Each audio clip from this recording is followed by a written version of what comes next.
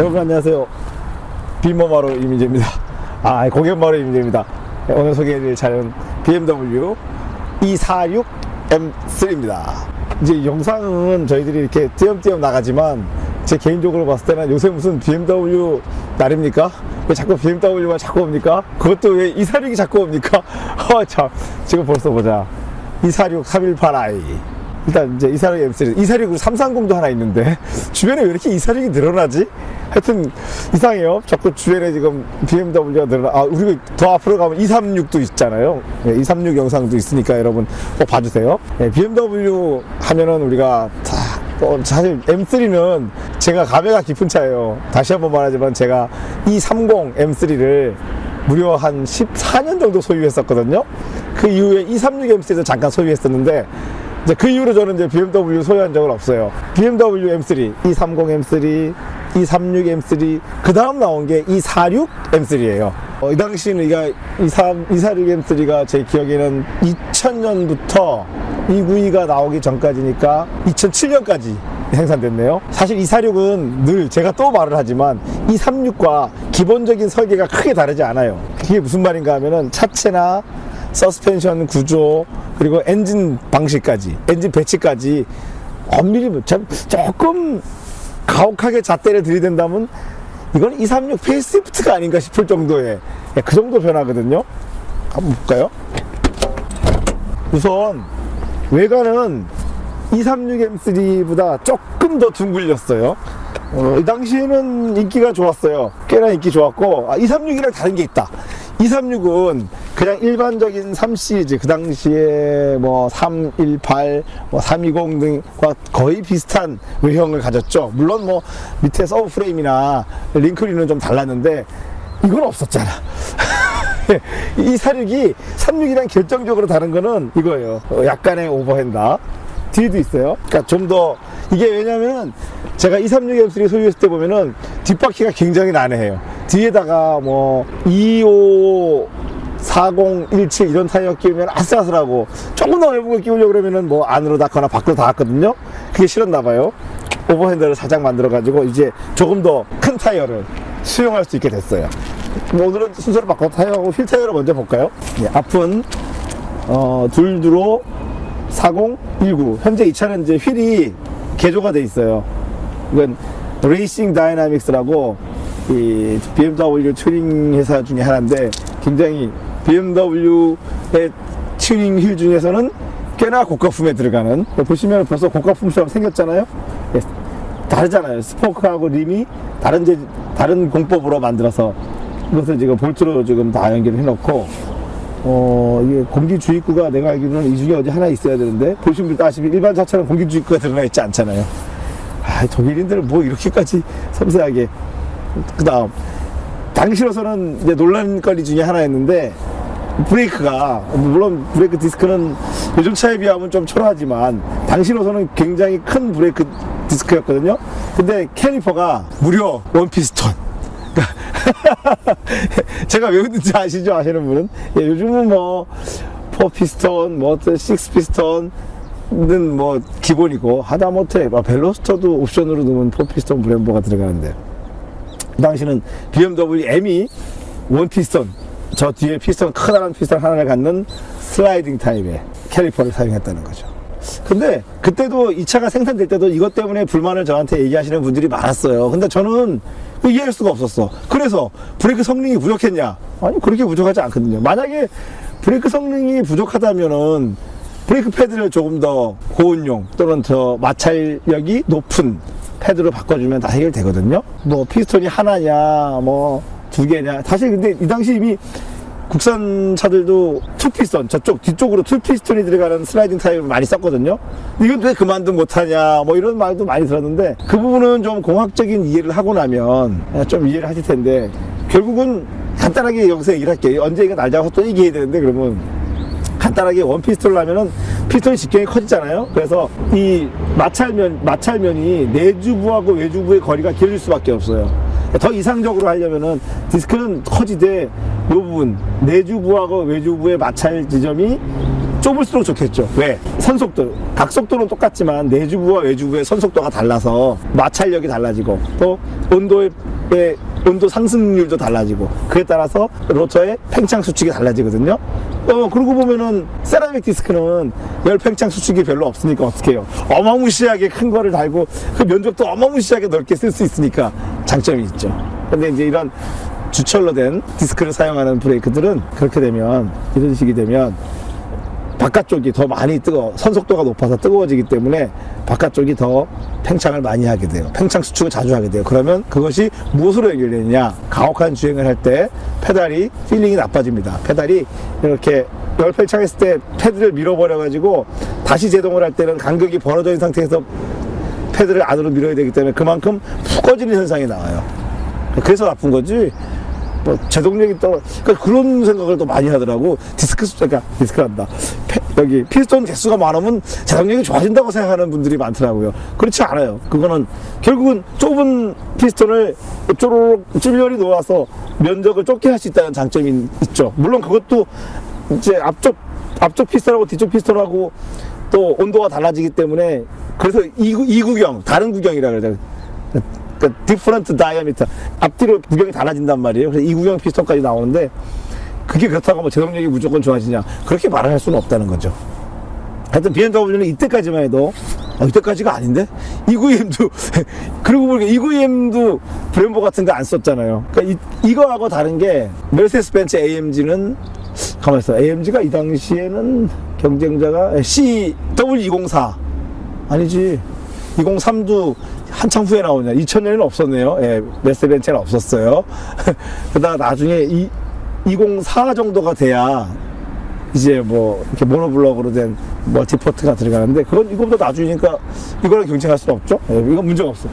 뒤는 이제 제가 항상 그 FR차의 가장 큰 고성능 FR차에 불만을 갖는 게, 우리가 일반적으로 이걸 뭐 타이어 세팅을, 휠 타이어 세팅을 스태거드 세팅이라 그러는데, 그러니까 뒤 타이어가 더 넓죠. 휠도 넓고 타이어도 넓어요.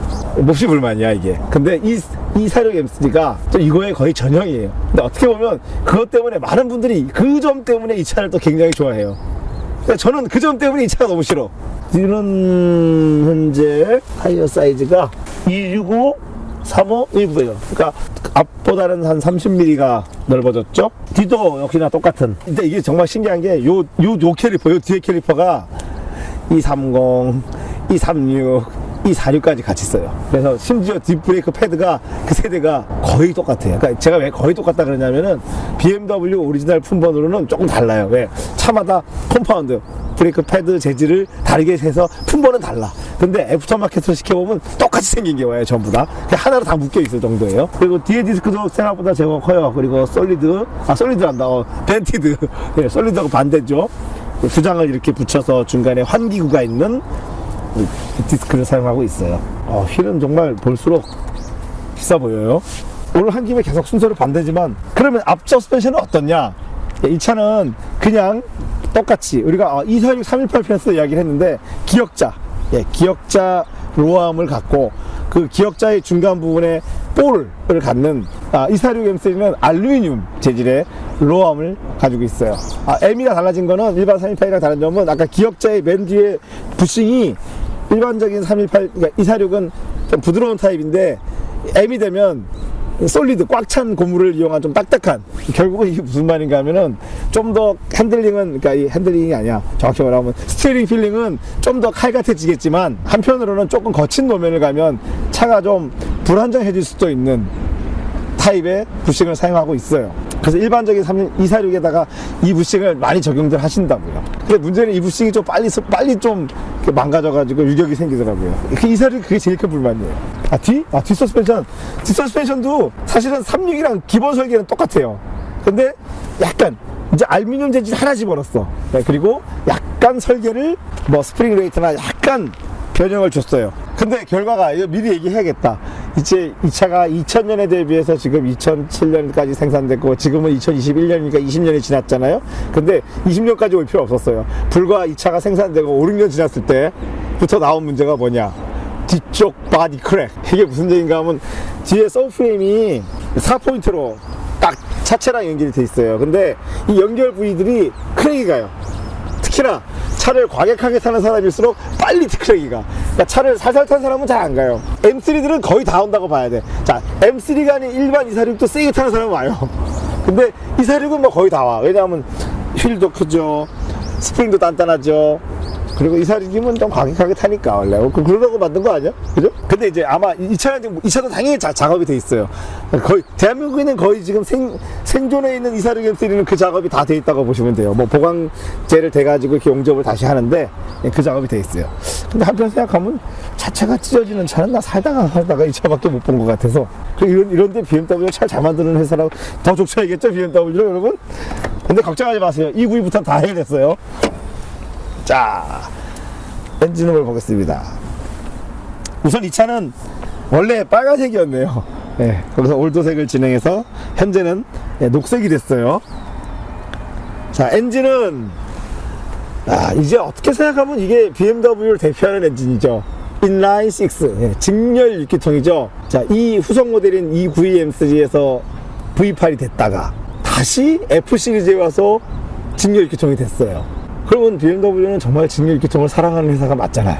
그런데 일단 여기가 앞바퀴 축인데, 아무래도 직렬 6기통 엔진은 길이가 길다 보니까 어쩔 수 없이 앞으로 조금 튀어나올 수밖에 없어요.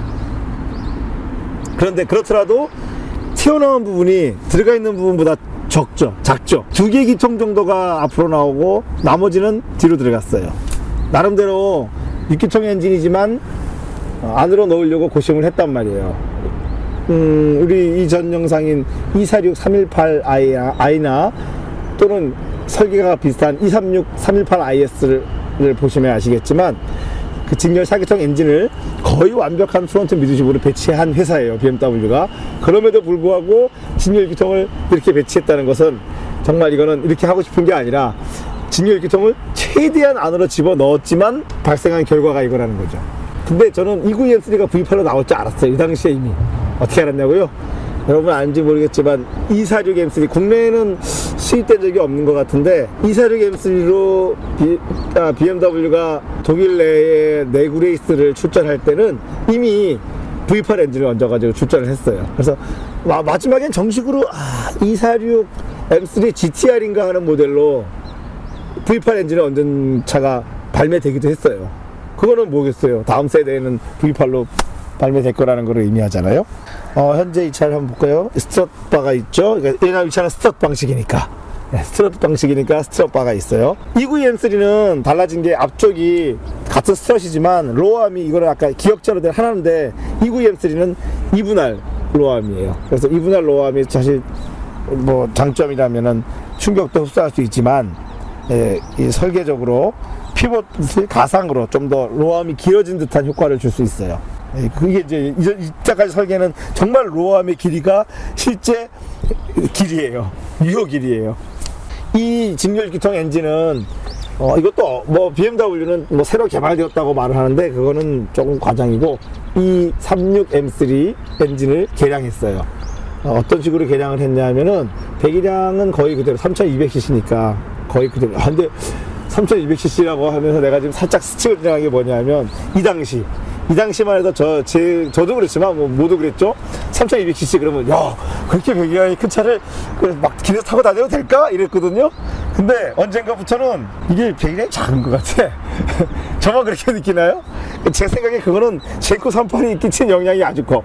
제네시스 쿠페도 3800cc고, 그리고 지금 제네시스 세단들도 어지간하면 3800cc잖아요. 이제 그리고 그 느낌이 또 뭐냐면은 저회전 토크감도, 이건 확실히 배기량이 작은 차가 맞아요. 배기량이 큰 차이고 호방함은 없으니까. 236 M3는 이 엔진에 비하면 이 엔진은 보다 압축을 높이고 보다 고프로파일의 캠샤프트를 적용해서 더 고해진 엔진이 됐어요. 그래서 출력은 236 M3가 321마력, 그러니까 유럽형 기준이죠. 이것도 그러면 246 M3는 유럽형 기준으로 343마력, 뭐 발표치에 따라 국가에 따라 조금씩 달라요. 근데 하여튼 20마력 정도 올라갔어요. 그로 인해서 얻은 것은 고회전 출력이죠. 하지만 잃은 것도 있어요. 저회전 출력을 약간 잃었어요. 그 다음 BMW를 대표하는 게 여기 바너스. 이게 이 차는 지금 더블 바너스라 그래가지고 이게 무슨 말인가 하면 바너스가 그냥 이름은 잘 지었지만 알고 보면 그냥 VVT예요. BMW는 가변 베리어블 밸브 타이밍, 가변 밸브, 그러니까 이게 밸브 개폐 타이밍을 바꾸는 거예요. 조건에 따라서. 이 VVT를 바너스라 그래가지고 독자적인 방식으로 이 당시 구축을 했어요. 이게 굉장히 BMW의 바너스 역사는 굉장히 빨라요. 이 가변 밸브를 BMW는 벌써 1993년경부터 도입을 했고, 더블 바너스라는 것은 지금 처음에는 흡기 쪽에만 이 가변 밸브가 적용됐다가, 그거 우리나라도 마찬가지인데, 그러다가 이제 점점 배기까지 적용이 되거든요. 그래서 이걸 더블 바너스라고 부르는데, 이 바너스 장치는, 더블 바너스는 처음 적용된 게 2002년 정도, 그쯤에 BMW가 적용을 했고, M에는 미리 적용했죠. 일반 차에는 늦게 적용했고 M이 먼저 적용을 했어요. 이 바너스가 구동 방식이 사실은 그러니까 이 오일 압력을 이용해서 이렇게 기어를 밀어넣는 방식인데, 지금은 BMW도 이거 안 써요. 지금은 BMW도 가변 밸브 조정 장치를 토요타처럼 그냥 캠샤프트 끝에 유압 조정 장치하고 유압이 작동하는 장치하고 이 유압을 조절하는 솔레노이드를 밖에다 장착하는 방식으로 바꿨어요. 결국은 이 방식만큼은 토요타가 이겼어요. BMW 방식은 정비도 나쁘고 고장도 잘 나고 아주 까다로워요. 제 입장에서는 아주 반가운 게 이 오일 필터예요. 오일 필터 캡이 알루미늄 재질로 돼 있잖아요. 이게 엄청 반가워요. 왜냐하면 이 이후에 모든 BMW만 그런 게 아니다. 모든 차들이 다 플라스틱으로 바뀌었거든요. 이 플라스틱으로 바뀌는 이 저급한 재질의 세상, 굉장히 불만이거든요. 근데 이상하지? 나는 플라스틱으로 바뀐 게 되게 싫은데 왜 여성들은 그걸 선호하지? 왜 제가 이런 말 하는지 알죠? 성형외과가 영어로 뭐예요? 플라스틱 서저리잖아. 여자들은 플라스틱을 사랑하는데? 이상하다. 많이 이상하죠? 플라스틱이 제일 싼 재료인데? 이 엔진은 또 특별한 점이 있죠. 독립 스로틀. 이거 말을 하지 않을 수 없어. 이게 무슨 말인가 하면은, 우리 모든 대부분의 차들은 몇 기통이건 간에 스로틀 바디, 그러니까 이 흡입 공기를 조절해주는 스로틀 버터플라이가 거의 하나예요. 그래서 이게 이제 하나를 열어서 공기가 들어가서 나눠서 쓰는 구조란 말이에요. 근데 BMW는 그러고 보니까 이 차만 그런 게 아니구나. 230 때부터 인디비주얼 스로틀이라는 게 달렸어. 여기 보시면은 이게 스로틀 바디예요. 하나, 둘, 매 기통마다 스로틀 바디를 하나씩 달았어요. 230M3도 그랬고 236M3도 그랬어요. 물론 236M3 중에 북미형은 그렇지 않았어요. 북미형 236M3는 그냥 일반 BMW 엔진을 조금 개량해서 얹은 거고, 유럽형만 그렇죠. 이것도 이제, 근데 또 246M3 가서는 북미형조차도 엔진 자체는 기본적으로 같아요. 약간 출력이 낮췄지. 물론 뭐 압축이나 배기 매뉴얼 형상을 바꿔서. 왜냐면 북미는 왜 그러냐? 북미는 매연 규제가 심하거든. 그래서 유럽에서의 매연 규제를 가지고 북미에 못 가요. 그래서 북미형은 항상 허약해. 그거 알고 계셔야 돼요. 차를 살 때 북미형은 약간 허약하고 좀 클린한 아이구나 라고 생각을 해주셔야 돼요. 환경을 위해서 그 정도는 포기해줘야 된다는 거죠. 그래서 이 독립형 스로틀이 이 당시로는 BMW가 그런 말을 많이 했어요. 독립형, 그러니까 인디비주얼 스로틀 바디로 인해서 빠른 스로틀 응답을 갖고 뭐 이론적으로 이거 왜 이렇습니까? 그러면은 제가 이제 이렇게 말할 이유가 좀 이따 알 수 있어요. 여기 이게 서지 탱크예요. 서지 탱크에 공기를 쫙 모으고 있다가 스로틀이 싹 열리면은 스로틀 바디로부터 연소리 사이의 거리가 짧아서 스로틀 반응이 빠르고 그로 인해서 또 포효하는 소리가 나고 이렇게 광고했거든요. 근데 언젠가부터 자기도 이제 이거 안 해. 난 이건 약간 사기 맞은 것 같은 기분이 들어요. 왜냐면 이게 심지어는 292M3 V8에도 이게 들어갔어요. 그랬는데 잘 생각해보면은 더 스포츠카, 포르쉐, 페라리, 람보르기니 누구도 안 해 이거를. 그러면 난 이제 의심이 들더라고. 아니 내가 스로틀을 다 열었어. 우리가 이제 와이드 오픈 스로틀이라 그래요. 그 순간을 WOT라 그러는데, 그럼 와이드 오픈 스로틀에서 스로틀 바디가 여기 있건 그게 도대체 무슨 상관일까 싶더라고. 그러니까 나는 아무리 생각해도 답을 못 구했어요. 아니 똑같은 것 같아. 물론 서 있다가 스로틀 빵빵 하면 그때는 반응이 빠르겠죠. 여기서부터 여기까지가 공급되니까. 근데 그거는 우리가 이거 일본어인데 어쩔 수 없어요. 우리 이미 주변에 많이 자리 잡아서 내 주변에 그 차 잠깐 움직이자 자꾸 이렇게 악셀링을 자꾸 자주 주는 사람이 있어. 우리가 그 사람을 뭐라고 부르냐면 후카시맨이라 부르거든. 이거 후카시 잡을 때는 필요한 거지. 이게 진짜 우리가 뭐 트랙에서 빨리 가거나 할 때 이게 필요할까? 왜냐하면 트랙에서는 또는 트랙 내지는 우리가 고속 주행에서는 와이드 오픈 스로틀 조건이 많은데 그때는 똑같은 것 같은데 라는 생각이 들거든요. 혹시 뭐 이거에 대해서 더 정확한 이론을 알고 계신 분이 계시면은 댓글을 달아주세요. 저도 개인적으로 궁금해서 그래요. 근데 이제 제가 이 댓글에도 미리 제가 걱정이 돼서 드리는 말씀인데 뭔가 직접 생각해 보시고 직접 고증이 된 방식을 좀 달아주세요. 왜냐하면은 어디서 주워 들은 얘기나 또는 외국에서 주워 들은 얘기가 마치 이게 진짜인 것처럼 생각하고 달아주시는 분들 계신데 그러면은 좀 이상하잖아. 그러니까 그런 거 말고 진짜 본인이 생각, 누가 읽어도 딱 와 이거 맞아 이거다 라고 할 수 있는 거, 네, 그런 걸 좀 달아주셨으면 좋겠어요. 기타 다른 점은 또 이 차가 일반 차랑 다른 점이 또 있을까요? 네, 다른 점은 역시나 직렬 6기통 엔진을 안으로 깊숙이 넣어서 저 뒤쪽 실린더는 정비가 아주 어려워졌다는 거죠. 잠깐만, 근데 이 엔진이 내가 알기로 헤드는 알루미늄인데 블럭이 주철이야. 아니 이런 주철 블럭이 아직도 있었어? 굉장히 혐오하죠. 이제 세상이 어떤 세상인데. 근데 BMW가 근데 누구보다도 블럭 무게를 줄이려고 이 이후에 나온 이 BMW E60에 들어가는 엔진부터는 마그네슘 합금 재질도 막 쓰고 있어요. 그래서 엔진 무게를 단 뭐 5kg, 10kg 줄이려고 노력하는 회사이기 때문에 결국은 이런 각 요소들의 질량을 관리하여 차의 주행 성능을 높이려는 회사가 BMW예요. 이게 BMW의 정말 저는 그 가치 내지는 BMW의 정신이라고 보는데, 최근에 나온 지금 2021년인 이 시점에서의 BMW를 보면 그런 가치와 정신을 다 버렸어 이 사람들이 이제. 그래서 제가 이제 BMW 조금 너무 제가 우스갯소리로 유럽의 현대가 아닌가라는, 이 사람들이 완전히 무슨 돈 버는 데만 신출귀몰한 수법을 가지고 있더라고요. 자, 옆에 비율을 보면은 멋있죠. 일단 BMW 그럼 떠오르는 게 짧은 앞 오버행. 예, 근데 이게 약간 사기도 있어. 왜냐하면 이게 차 앞모습을 이렇게 싹 둥글려가지고 여기가 진짜 짧아 보여요. 진짜 와, 앞 오버행이 하나도 없는 것 같아. 근데 가만 생각해보면 그럼 라디에이터는 어디 갔지? 근데 왜 여기 다 있어요. 여기 살짝 튀어나와가지고 요 안에 들어있어요. 그래도 어쨌거나 이런 자신들이 짧은 오버행의 차를 만든다는 어떤 것을 강조하는 거, 이거 나쁘지 않죠. 덕분에 여기가 길어졌어요. 여기가 길어지고, 여러분 그래서 이 차가 FI인지 FF인지 사실 여기를 보면 알아요. 여기를 보면 되는데 뭐 그래도 BMW 굉장히 컴팩트하게 만들려고 노력했죠. 쿠페고 휠베이스도 뭐 FR 치고는, 이게 이 당시로서는 이 정도 사이즈 차 치고는 휠베이스가 긴 편이었는데 요즘 차들이 힐베이스가 너무 길어져 가지고 이게 오히려 컴팩트하게 보여요 지금. 저 이제 이런 것 같아요. 우리가 올드카의 장점이 뭐냐 그러면은 작은 거예요 무조건. 요즘 차는 무조건 크잖아. 올드카는 작아서 무조건 좋아. 뒷모습을 볼까요? 뒷모습은 이 36은 이제 이 사람들이 여기 생각을 많이 했어. 이 36보다 조금 더 세련되게 여기 뒤에 이 트렁크도 싹 굽혀놓고 36에 비해서는 훨씬 현대적으로 바뀌었어요. 근데 갑자기 얘기하니까 그거 생각나는데, 그러면은 올드카는 뭐고 클래식카는 뭐고 썩차는 뭐야, 그죠? 이거에 대한 답은 뭐 누가 내릴 수 있겠습니까? 없죠. 제가 생각할 때는 그 답이 개개인의 마음속에 있어요. 한 똑같은 차를 가지고 자기가 올드카라 생각하면 올드카고 자기가 클래식카라 생각하면 클래식카고, 그래서 누군가는 그냥 썩 차겠지.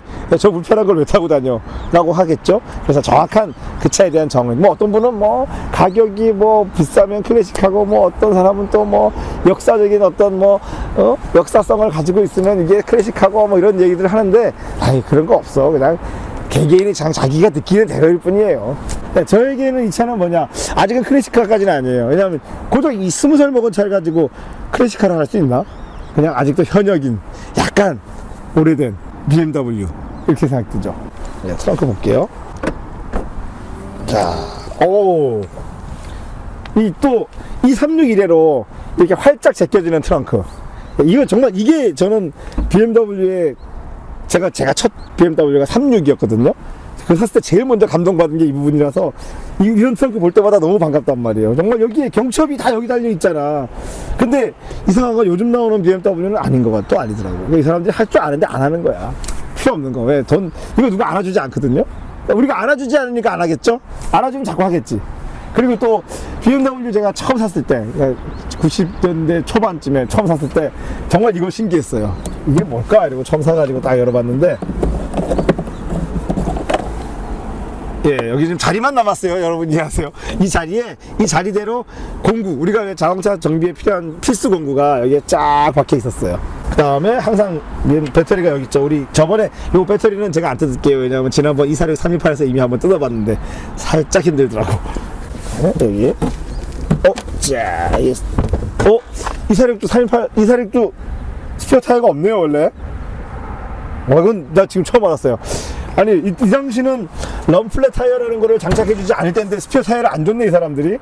그리고 이제 이 지금 트렁크 방식이 활짝 제껴지는 것뿐만 아니라 이 조작 느낌도 굉장히 좋아요. 그리고 36도 그랬지만은 트렁크가 이 닫기는 느낌이 너무 좋아요.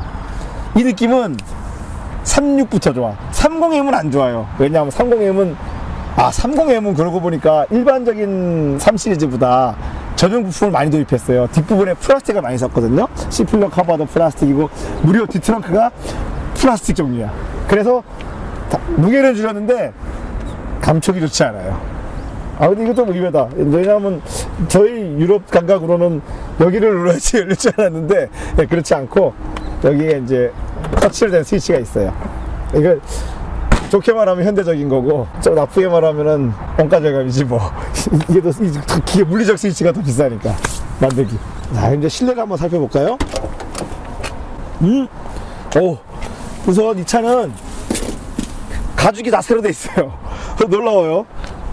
지금 뭐 차 안에 있는 가죽이랑 가죽은 다 새로 했어요. 그 정도 하려면 비용이 얼마나 들까? 나는 지금 상상도 안 돼요. 여러분 의외로 자동차 공장에서 차를 만들 때 뭐 서스펜션, 엔진, 변속기 이런 거보다도 실내를 만드는 데 들어가는 비용이 굉장히 크다고 난 들었어요. 그리고 그렇잖아요. 포르쉐 같은 회사 생산 공장 보면은 그 대시보드나 이런 데 가죽 입히는 거 보면 사람이 일일이 다 하고 있잖아요. 그게 얼마나 돈이 많이 들겠어요. 예를 들어서 우리가 차를 조립하는 거는 딱 그냥 서가지고 그냥 탁 기계적으로 조립하지만 이거는 약간 아트의 경지에 있기 때문에 하나하나 이렇게 쫙 하시더라고요. 그게 그래서 비싸요. 저는 뭐 이제 이 차를 개인적으로 사실 같은 차종을 많이 타봤기 때문에 특별한 것이 없다고 느껴지지만 그래도 이것도 소개를 해드리자면 일단은 246 하면은 시트가 약간 사실 틀어져 있어. 이거를 언제 알았냐면은 이거는 잘 몰라요. 이건 버켓 시트 따르려고 해보면은 다 뜯어보면은 이거 왜 이렇게 삐뚤럭하지? 이제 알게 돼요. 근데 사실 그거 사람이 잘 못 느껴요. 근데 어떤 사람들 그거 느끼는 사람도 있는지 이거만 타면은 허리가 막 돌아가는 것 같다 그러는데 저는 동의할 수 없어요. 아니 사람이 여기 힘을 딱 주고 있지 않는 한은 잘 모르거든요. 네, 하여튼 하지만 그거는 그래요. 근데 요즘 벤츠가 또 그렇다네? 그래가지고 요즘 벤츠가 엄청 욕을 먹더라고. 난 모르겠던데. 계기판은 지금 시점에서 보면 다소 작아요. 그러니까 이게 이렇게 작았나 싶네요. 지금 보니까. 아니, 이게 계기판이 이렇게 작았어? 라는 생각이 들고, 기본적으로는 일반형과 베젤 색깔만 다르고 크게 다르지 않은데, 가장 다른 거는 여기에요. 일반형 BMW들은 여기 연비 게이지가 들어가거든요.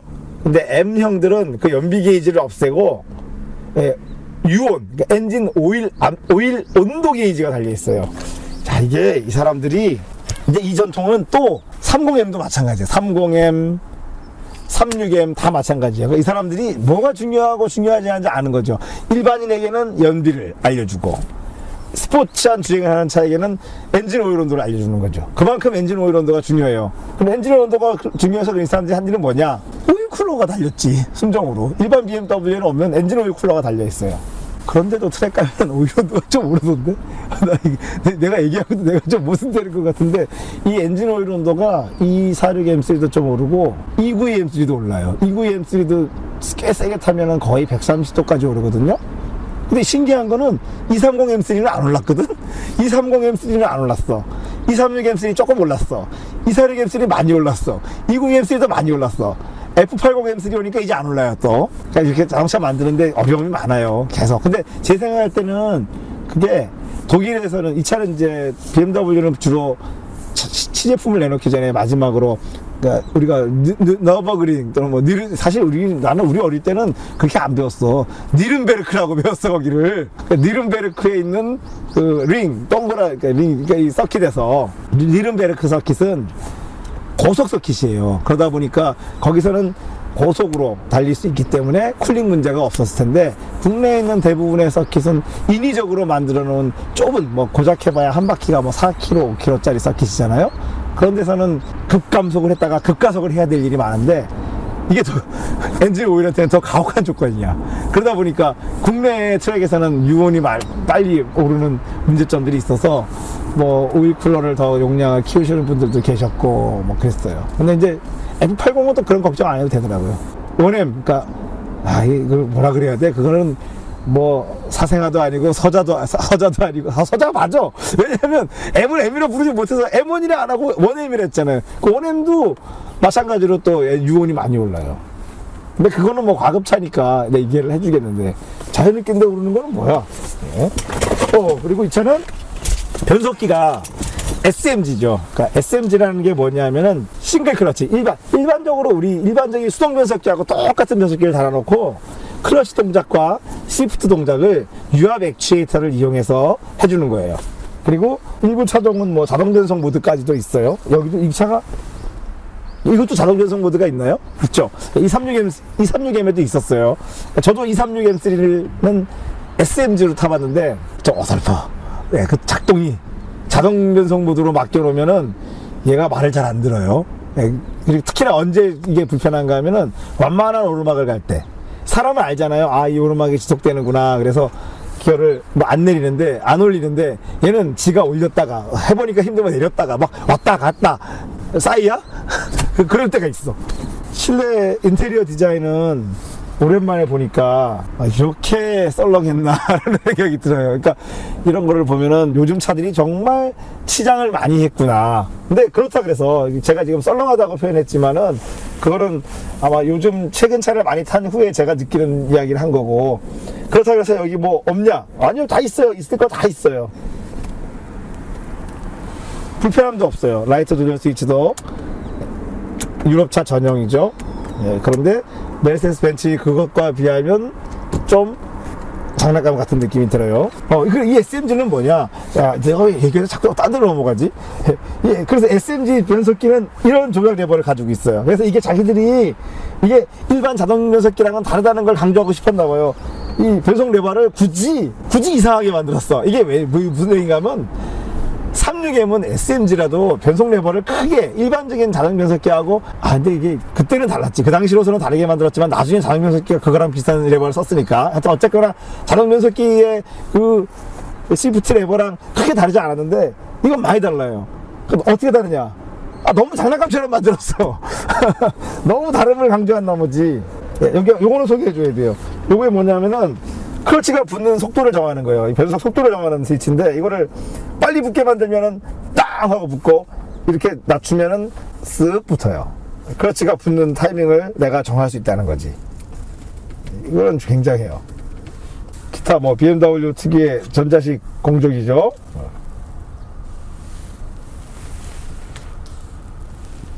그리고 어차피 아무리 쿱이지만 뒷자리가 있으니까 뒷자리 안 살아볼 수 없죠. 네. 야, 의자가 앞으로만 가는 게 아니라 싹 링크로 올라가게 돼요. 타고 내리는 게 아주 편해요. 뒷좌석도 뭐 토요타 86 같은 거에 비하면 이게 뭐 훨씬 넓고 훨씬 편해요. 근데 이제 앉은 키가 큰 사람은 조금 불편하겠는걸요? 이거 정말 타고 내리기는 상주하겠는데 너무 편한데 이거? 이렇게 넓어서? 그러니까 요즘 차들이 그러고 보면은 이 앞시트 움직이는 메커니즘에도 돈을 아껴가지고 이 정도의 느낌을 못 준다는 거. 이게 세상이 참 기술이 발전하고 있는데, 그럼 기술이 발전하면 이렇게 만들던 사람들이 더 잘 만들어야 될 것 같은데, 이게 또 이게 원가의 압박이라는 게 있어가지고 차가 점점 좋은 방향, 좋아지는 방향으로 가지 않는다는 게 유감이에요. 이런 부분 때문에 또 올드카를 선호하시는 분들이 계시다는 거죠. 그러면 이제 한번 BMW M3에게 매력에 빠져 보시겠습니까?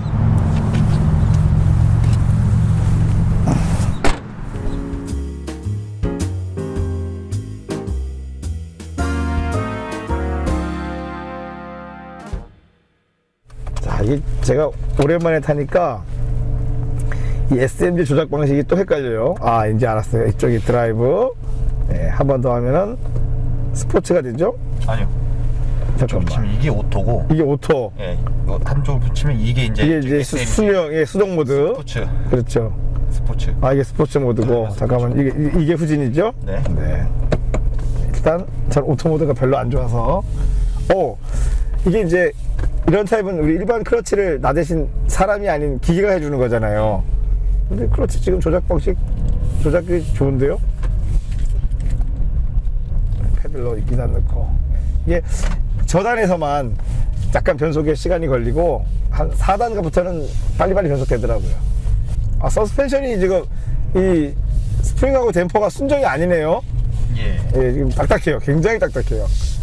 이게 원래 순정도 그렇게 부드러운 편은 아닌데, 예, 지금은 뭐 그거하고 비교할 수 없을 정도로 지금 딱딱하네요. 근데 보통 우리가 BMW 직렬 6기통 그러면은 이게 실키6라 그러잖아요. 네. 근데 이 엔진은 실키하지는 않네. 대신 약간 그 아이들링이 약간 거칠음이 있거든요. 약간 남성스러워요, 그게. 그게 매력인가? 그렇죠. 그 매력 중에 하나죠. 그게 엔진음이 이 36하고 약간 달라졌어요. 이 36에 비해서 이 46이 약간 더 가볍게 상큼하게 돌아가는 느낌이 있어요. 질감이 좀 더 상큼해요. 36은 좀 뭉쳐서 무겁게 돌아가는 느낌이었는데 이거는 사뿐하게 돌아가는 느낌이 있어요. 대신 지금 2000rpm하고 3000 사이의 토크감은 이게 약간 더 낮아요. 토크감은 그쪽이 조금 더 있어요. SMG는 조금 더 36 대비 조금 더 진화했어요. 좀 더 말을 잘 들어요. 잘 모르겠어요. 그러니까 더 빨라요, 변속이. 그러니까 이것도 근데 뭐 요즘 그 듀얼 클러치 타시는 분들은 불만일 수 있겠지만 이 정도면은 별로 불만이 없는데요. 예, 오히려 그 R8 혹시 R8도 알트로닉이라는 변속기가 이런 방식이거든요. 사실은 뭐 R8, 가야르도, 뭐 페라리 360 모데나 430이 다 똑같은 방식이에요. 근데 그거는 구동계가 걔들은 이태리제예요. 근데 그거보다는 지금 이게 더 세련됐어요. 조작이 훨씬 뭐라 그럴까, 클러치 붙이는 이 정밀성이 높아요. 기어비 자체는 일반 수동 6단하고 똑같은 변속기가 됐다는 거죠. 292M3부터 그게 달라지죠. 292M3는 수동은 일반 6단이고 이제 DKG가 되면 7단이 되거든요. 그래서 기어비가 달라요. 근데 이거는 SMG와 수동이 기어비마저도 완전히 똑같다는 거. SMG 네. 미션은 네.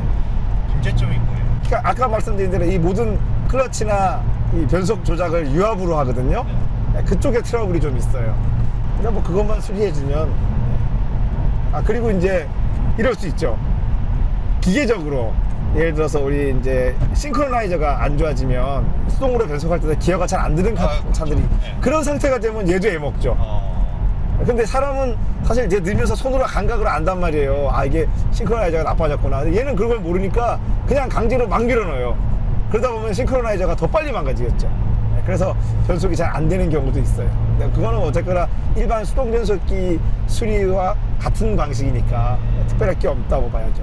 변속기가, 수동 변속기가 우리는 막 되게 단순하고 뭐 자동 변속기를 복잡하다 생각하시는데 또 꼭 그렇지만도 않아요. 이 수동 변속기도 굉장히 정밀하고 복잡한 기계거든요.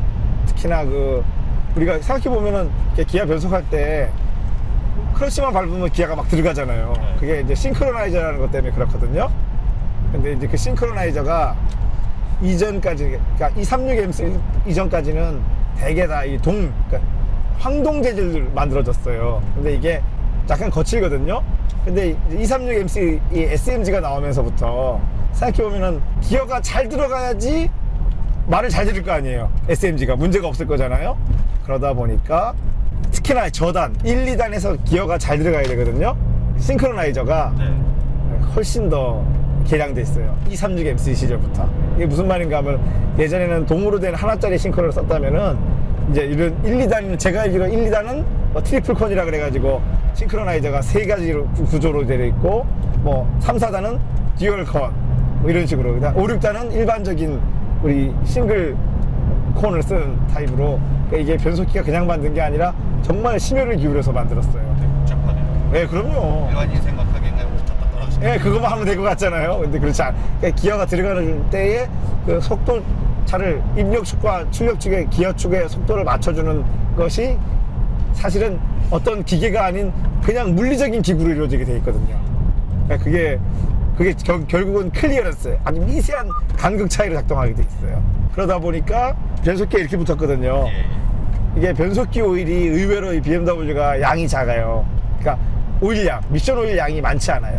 그래서 간혹 이 맨쪽 출력축 오일 실, 그러니까 우리는 뭐 일본어로 리데나라 그러는데 그게 누유가 있는 차들이 그 누유를 모르고 다니는 경우가 있어요. 그러면은 오일 양이 얼마 없기 때문에 금방 부족해지잖아요. 네네. 그러면은 금방 붙어버려요. 그렇게 돼서 미션이 붙으면 미션은 쓸 게 없어요. 제가 알기로 이 SMG 변속기가 만약에 오일 누유로 붙으면은 한 300~400만 원 정도? 예, 나와요. 이게 SMG 미션이 네. 수동 기반이라고 하셨잖아요. 네네. 그래가지고 수동으로 수압하시는 분들도 굉장히 많더라고요. 그렇죠. 그러니까 이게 조금 알고 나면은 분해해서 변속 로드 쪽을 수동으로 다시 바꿔서 또 원래 다시 그냥 이 수동 메커니즘을 장착해주면 네. 수동이 될 수 있어요. 근데 이게 제 입장에서는 참 이게 놀라운 게 뭐냐면 이 차가 지금 레브 리밋이 지금 8000rpm까지 돌아가는 엔진이잖아요. 그럼에도 불구하고 2000rpm대가 이 정도 토크감을 가지고 있다는 거는 사실 놀라워요.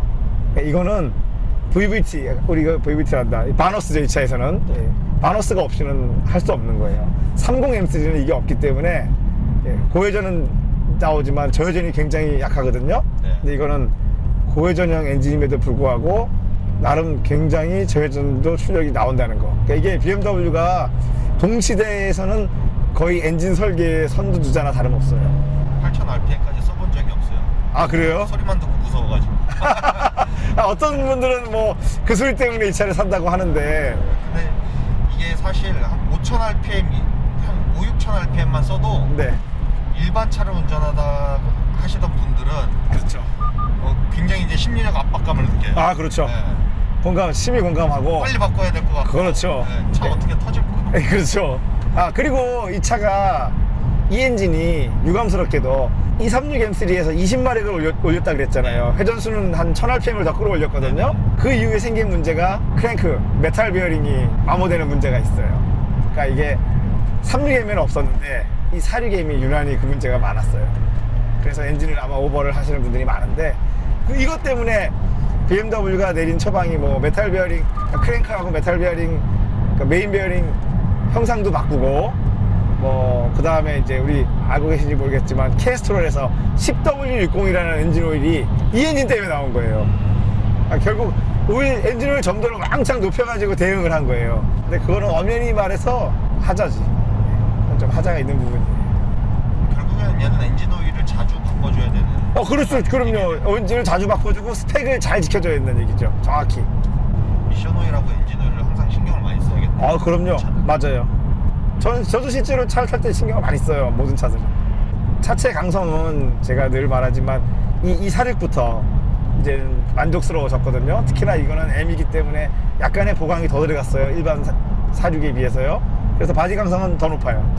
근데 문제는 이 지금 앞쪽 그냥 루어 하나를 갖는 스트럿 방식과 뒤에 이건 뭐 드링크라고는 하지만은 사실 BMW는 이거를 뭐 인테그랄 엑셀 이렇게 불렀거든요. 근데 이 방식이 정교하지 않아요.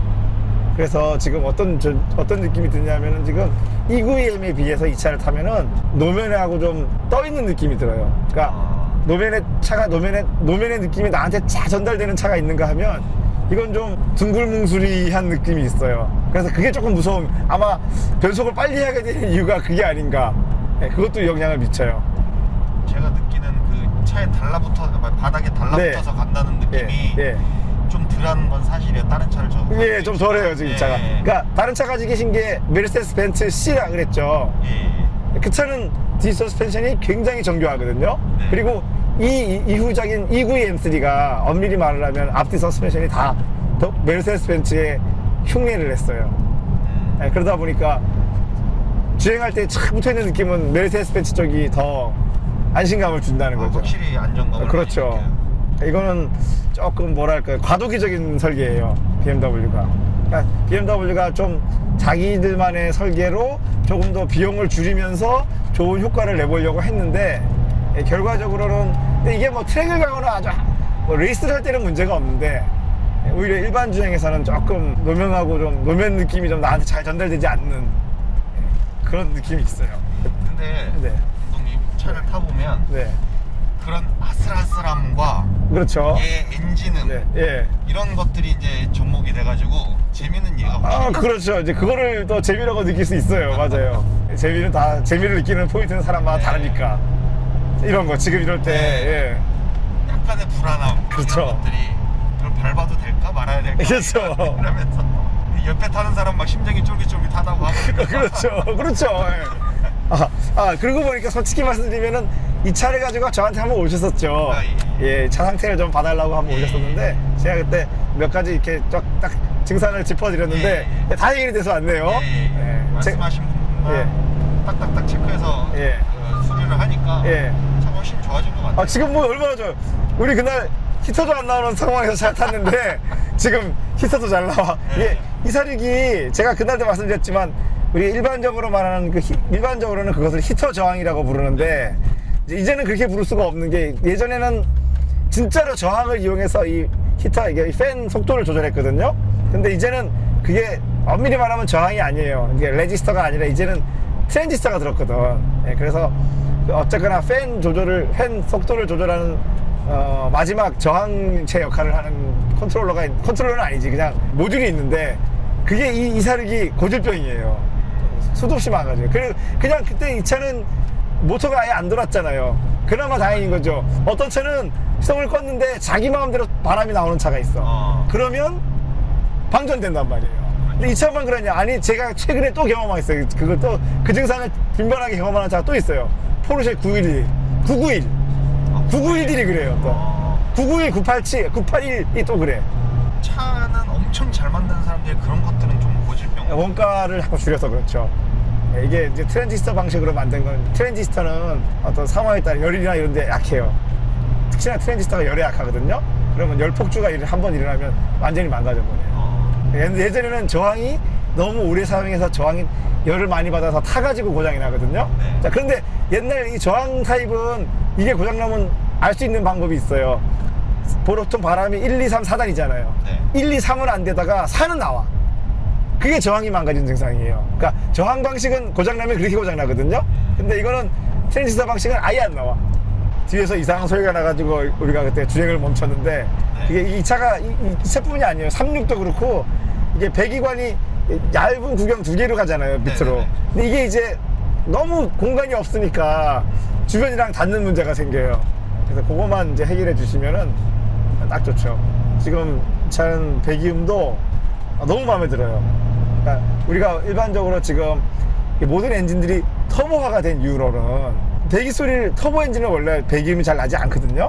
네. 그러다 보니까 무조건 배기음을 너무 크게 만드는 경향이 있단 말이죠. 근데 그거에 비하면 이렇게 자연흡기 시절에는 그렇지 않았어요. 아이들링에서는 적당히 나고, 가속할 때만 또 적당히 나잖아요. 네. 전 이런 배기음이 너무 좋다는 거죠.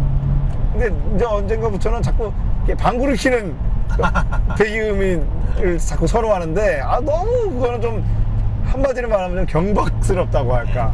그거에 비하면 지금 이거는 훨씬 더 뭐랄까 부드럽고 자연스러운 배기음이라고 있죠.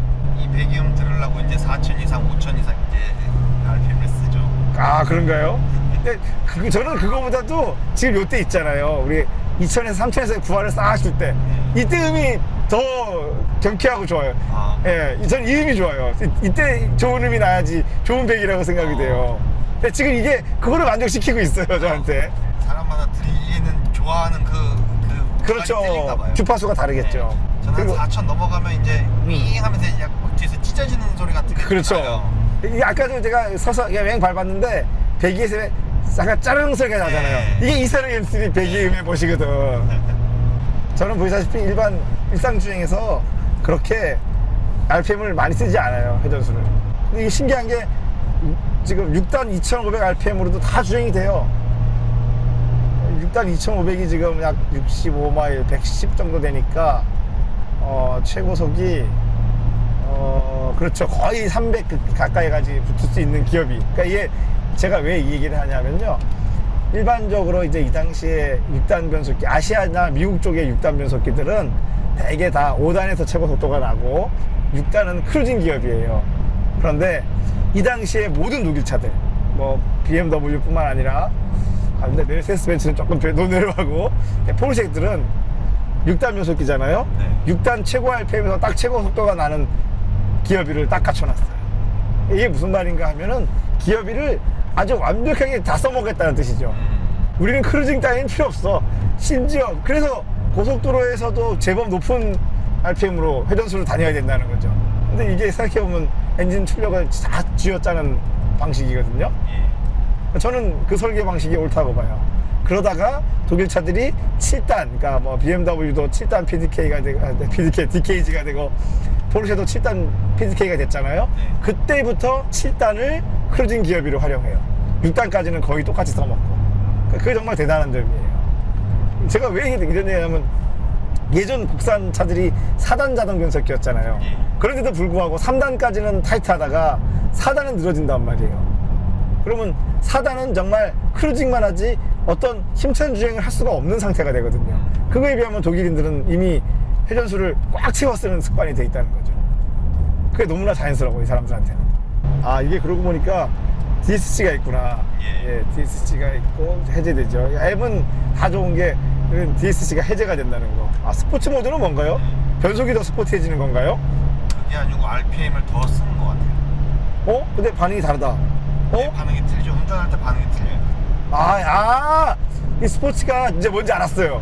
스로틀 반응을 더 예민하게 해주는 거예요. 맞아요. 그러니까 내가 같은 악셀을 밟아도 네. 스로틀 궤도가 달라지네요. 지금 해보니까. 제가 지금 똑같은 스로틀 궤도를 주고 스포츠부를 누르면은 스로틀이 더 많이 열려요. 그래서 속도가 빨라져요. 네, 근데 이게 생각해보면은 스로틀 궤도만 예민해지는 거지 출력이 세지거나 그러지는 않아요. 어떻게 보면 또 불편할 수도 있어요. 왜냐하면 스로틀을 내가 더 미세하게 열고 싶을 때가 있잖아요.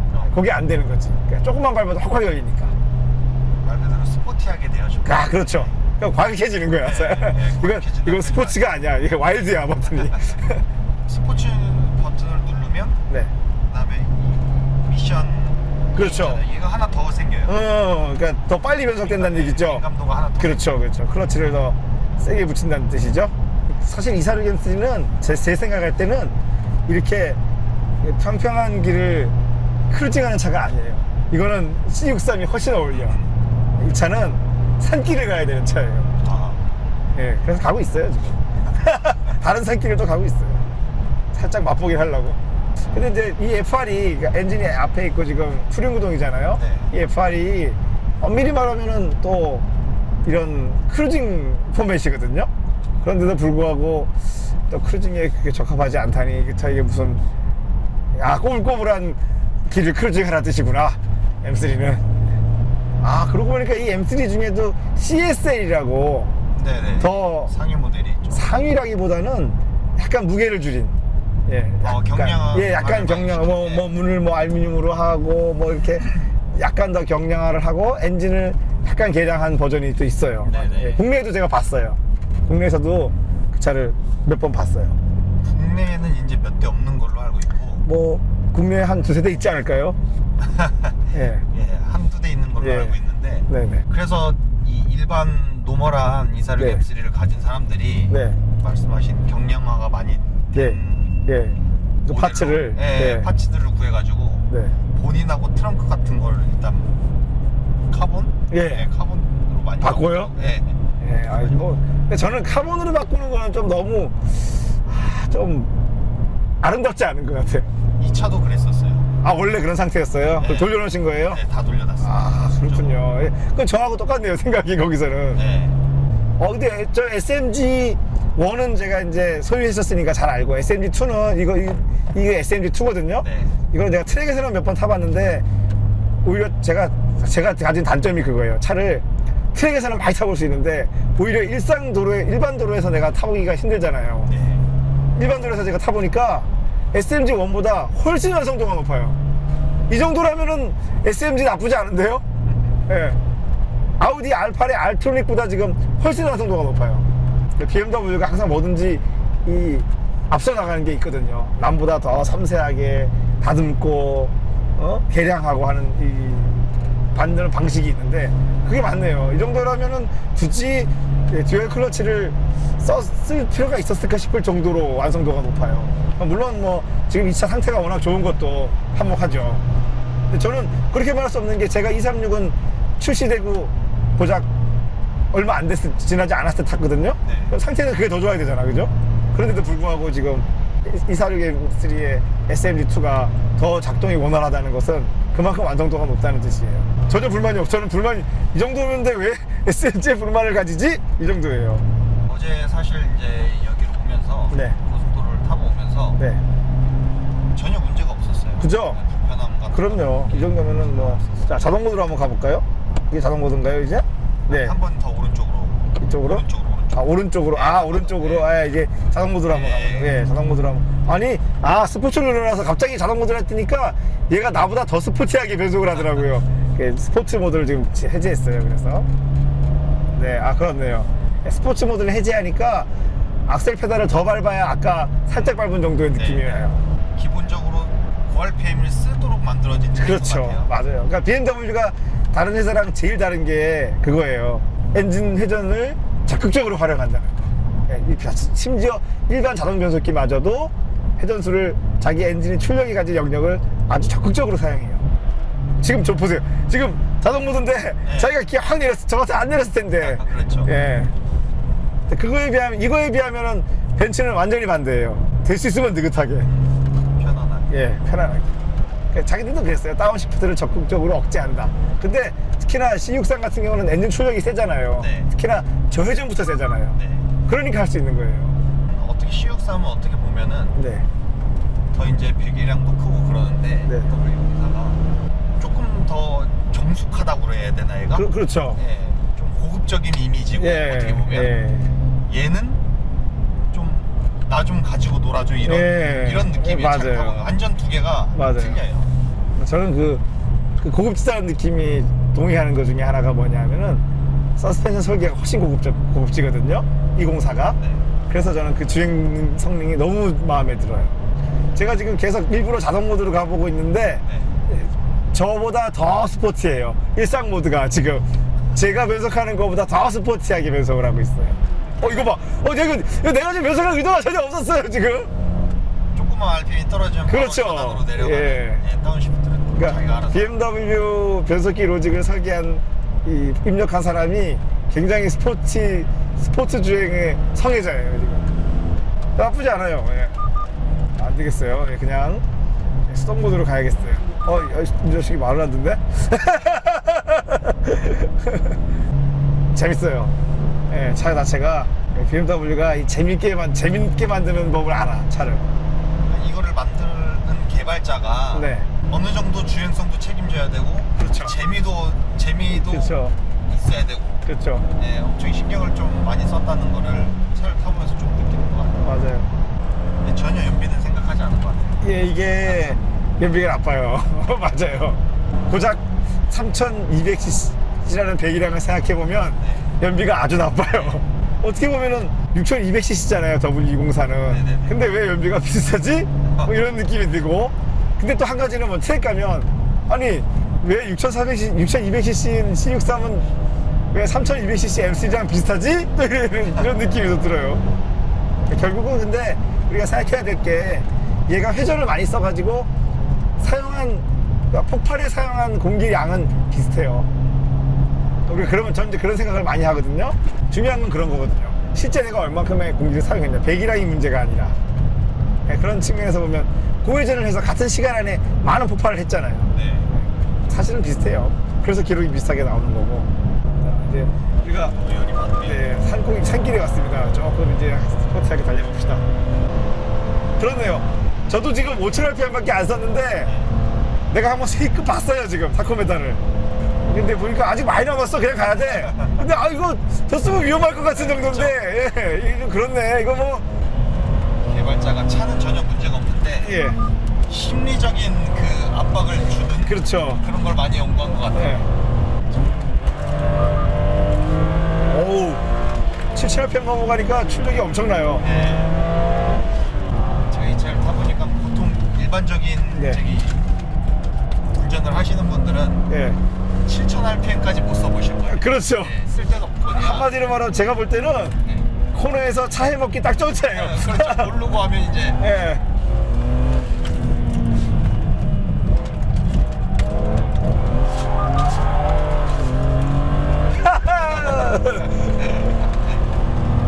그러네요. 예, 너무 의미 없는 고회전이 있다. 예. 거기까지 안 가도 충분한데. 예. 예, 진입 언더는 좀 심해요. 예, 굉장히 위험해요, 차가. 산길에서.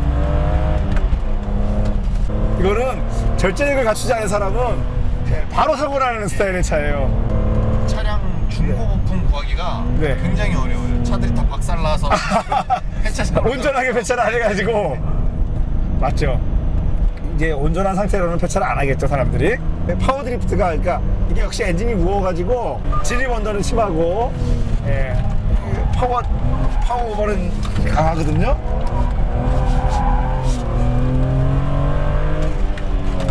사실 제가 이런 차인지 처음 알았습니다. 아, 이제라도 알게 돼서 천만 다행이죠. 이렇게 타는 차였구나.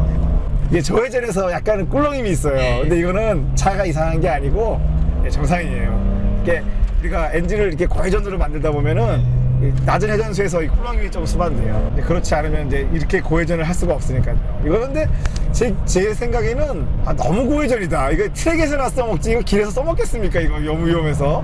마치 터보차처럼 네. 이 고회전에서 출력이 쫙 나오거든요. 근데 이제 이 타입들이 이게 트랙에서 빨라요, 사실은. 그래서 C63은 이렇지 않거든요. C63은 쓸데없이 초반에 출력이 너무 많이 나오는 편이고, 이 차는 출력이 딱 필요한 만큼 쏙 해서 끝까지 쭉 빠져나오는 타입인데, 이게 훨씬 빨라요, 트랙은.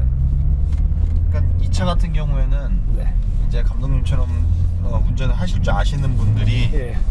타면 이제 그런 느낌이고, 그렇죠. C63은 이제 좀 못해도 그렇죠. 저 RPM에서 일반인들이 예. 조금 뭐 재미를 좀 느낄 수 있게끔 그렇죠. 네, 그렇게 해놓은 것 같습니다. 와, 그런데 2000년도라고, 이게 2000년에 데뷔했단 말이에요, 이 차가. 2000년에 데뷔했는데 이 정도의 엔진 특성이면은 지금 모든 차가 터보가 됐잖아요. 네, 네. 터보가 된 이후에는 경험하기 힘든 엔진이라는 거지. 예, 왜냐면 터보 차들은 회전수를 좀 낮게 가는 경향이 있거든요. 그거하고는 터보 엔진하고는 정말 극과 극에 있는 이 특성을 가진 엔진이라 가지고 이 필링을 요즘 세대들은 경험해보지 못할 거잖아요. 요즘 젊은이들은. 그렇죠. 그렇죠. 그분들한테는 굉장히 안타깝네요.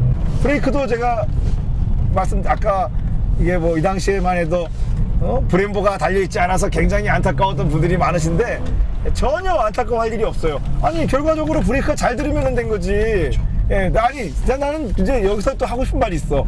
너무나도 많은 사람들이 우리가 차를 튜닝한다는 거는 어떤 나의 목적에 맞게 말 그대로 튜닝이 그런 뜻이잖아요. 조율한다는 뜻이잖아요.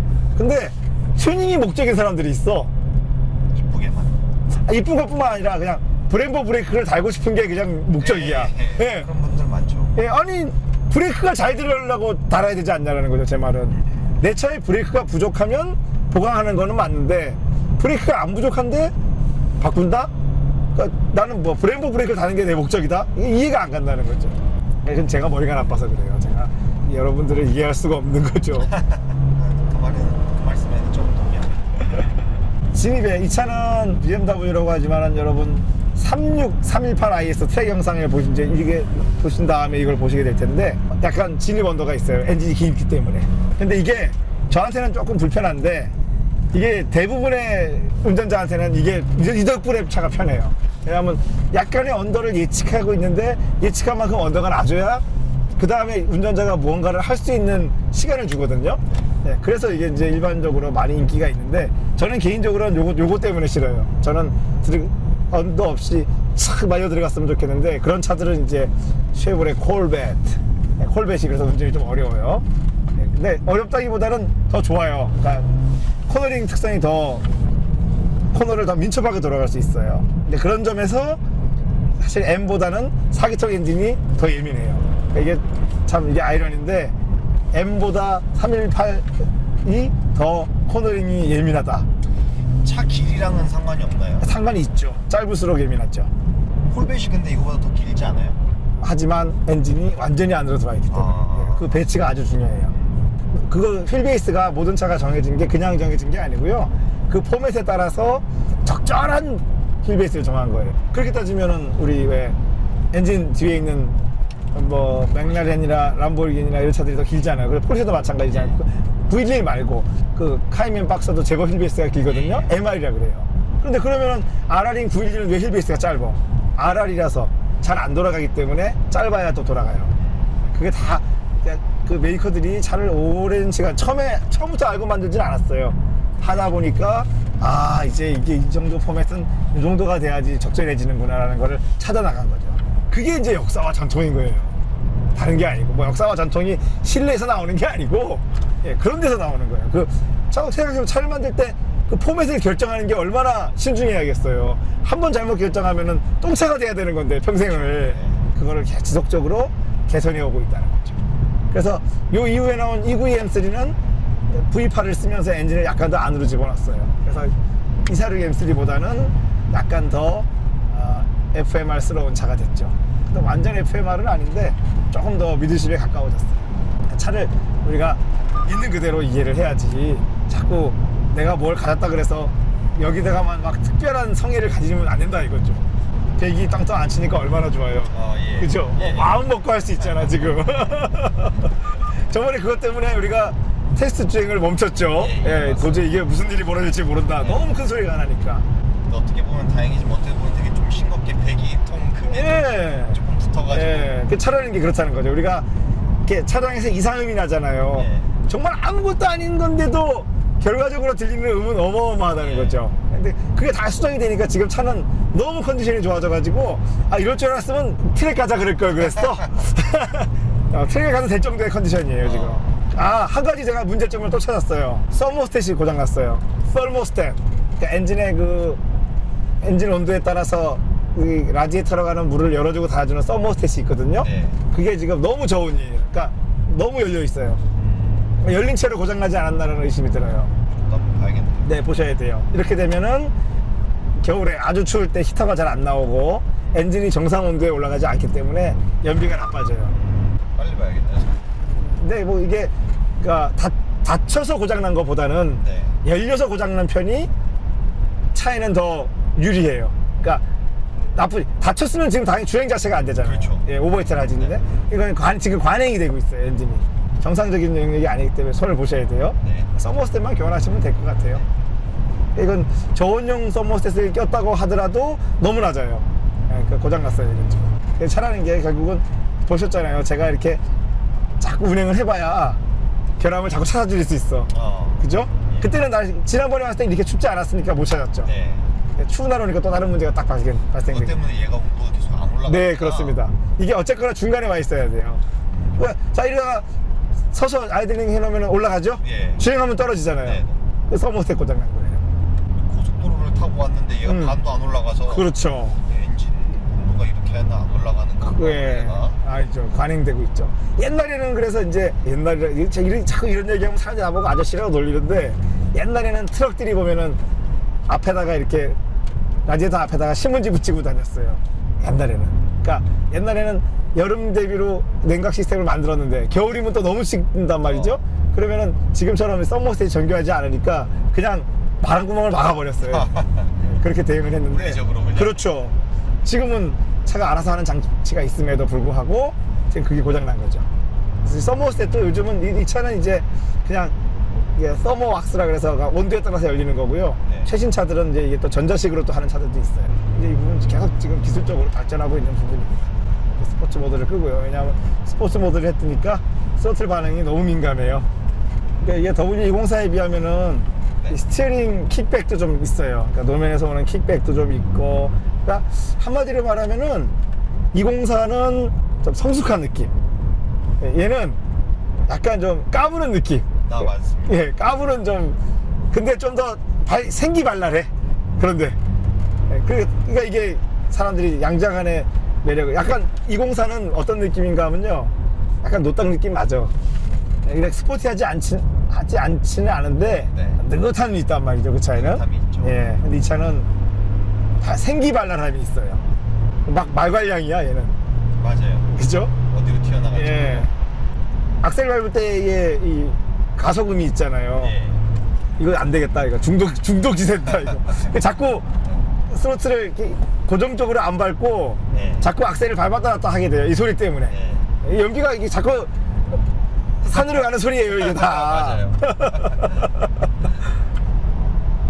이 소리 때문에. 그렇죠. 바로 있어요. 이게 엔진음과 배기음이 어우러져 가지고 네. 엔진에서는 다소 그 거친 듯한 느낌을 주고 배기는 바리톤 같은 저음 톤이 살짝 거기 섞여서 두 개가 엔진음은 약간 고음 톤, 배기음은 약간 저음 톤 네. 섞여 있어요. 근데 그게 절묘해요. 그러니까 화음이야, 화음. 이게 지금 그렇잖아요. 모든 음악이 고음과 저음의 화음을 네. 이루고 있잖아요. 딱 이게 지금 그거예요. 많은 분들이 그 수동 변속기에 대한 로망이 있잖아요. 예, 맞습니다. 근데 이 정도 SMG2 정도면 나는 이제 수동은 안 부럽네. 저는 그래가지고 저도 마찬가지로 네. 아까도 이제 감독님 차 봤을 때 수동 네. 뭐 이렇게 찾았잖아요. 네. 그래가지고 저도 수동을 타보고 싶어가지고 네. 좀 알아보고 있어요. 아, 그래요? 네. 그냥 독일제 수동차들이 별로 없죠, 이제. 돈으로만 따지면은 분명히 새 차 출고할 때는 네. 자동이 더 쌌는데. 자동이 훨씬 예. 비싼데 지금 중고는 수동이 훨씬, 그러니까 결국은 얼마나 정비가 용이하고 오래 유지할 수 있냐가 가치를 정했다는 거죠. 아, 그리고 다른 데서는 말하지 않는 것 중에 하나 제가 제 느낌을 또 말씀드릴 수 있는 게 뭐냐면요. 이 BMW 타시는 분들이 또 궁금한 게 포르쉐란 말이에요. 네. 그럼 이거에 비해서 그러면 이 당시에 나왔던 포르쉐들은 어떻냐? 996 또는 997 초기가 이거랑 겹치잖아요. GT3 계열은 제외하고 네. 그거는 뭐 스페셜 차니까 사실은 이 엔진 특성이 일반형 911하고는 완전히 달라요. 일반적인 911들은 이 엔진보다 더 회전수가 낮고 사실은 저회전이 더 토크풀해요. 이 46M3 엔진과의 필링은 GT3, 포르쉐로 치면 GT3 엔진에 가야 비슷해요. 그럼에도 저는 이 46M3 엔진이 GT3보다 더 고회전 스타일이라고 생각돼요. 이게 더 레이스카에 가까운 엔진이에요. 그런지 아시겠죠? 일반형 911은 얼마나 더 일상주행에 염두를 줬는지. 예. 사실 포르쉐는 또 그럴 수 있는 게 차가 가벼워요. 이거보다 차가 작고 가볍잖아요. 네. 그래서 엔진 자체만 놓고 보면은 BMW가 한 수위예요. 엔진 자체만. 그러니까 뭐 내구성 이런 거 얘기하는 게 아니죠. 그냥 엔진 자체가 멀쩡하다는 전제하에 출력 특성을 봤을 때는 BMW가 한 수위예요. 근데 이제 포르쉐도 그렇게 말하기 어려운 게 포르쉐 우리가 996 엔진도 두 가지거든요. 전기형과 후기형이 달라요. 예.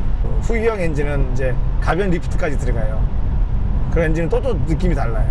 그거랑 비교해야 될 것 같아요. 왜냐면 2000년, 그러니까 98년도에 데뷔한 전기형 엔진은 이제 가변 밸브 타이밍이 체인 길이를 이렇게 체인을 액추에이터를 이용해서 하는 방식인데 그건 이 엔진에 비하면 훨씬 더 저회전 타입이고 후기형 엔진은 좀 더 생기 발랄하거든요. 네. 근데 그렇더라도 이렇게까지 고회전형 엔진이 아니에요.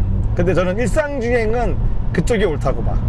그래서 저는 같은 포르쉐를 사도록 사실 GT3 이런 거 별로 선호하지 않아요. 왜냐면 내가 무슨 뭐 트랙에서 타는 시간이 많겠어요? 길에서 타는 시간이 많겠어요? 길에서 타는 시간이 많잖아요.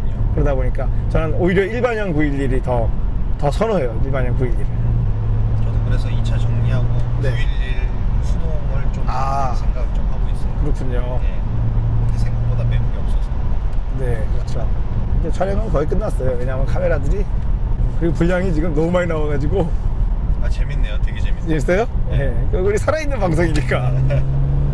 저희처럼 차 운전하는 사람들은 운전석에 많이 앉잖아요. 그렇죠. 수석이나 뒤에 앉을 일이 많이 없어요. 아, 그렇죠. 이 차도 누군가 운전하는 거를 제가 옆에 타본 적이 거의 없는 거예요. 예. 옆에 이렇게 운전하실 줄 아시는 분이 타고 제가 옆에 타니까는 제가 운전할 때랑 확실히 틀리네요. 운전을 알고 제가 예. 차를 이제 구매하시는 분들이 네네. 고백이량 막 타고 싶다고 해서 그냥 구매하시는 것보다 그런 고백이량 차들을 어떻게 운전해야 되는지 아시고 구매를 하시면 그렇죠. 훨씬 더 재밌는 그렇죠. 예, 운전 생활을 즐기실 수 있을 것 그럼요. 같아요. 안전하고 맞아요. 안전해야 되거든요. 감독님이 운전도 가르치시잖아요. 네.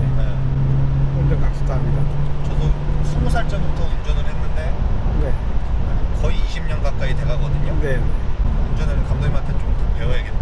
그럼요. 저한테 이제 운전을 배우러 오시면 듣는 첫 마디가 있어요. 지금까지 당신이 운전을 잊어버려야 합니다. 지금까지 운전을 한 게 아닙니다.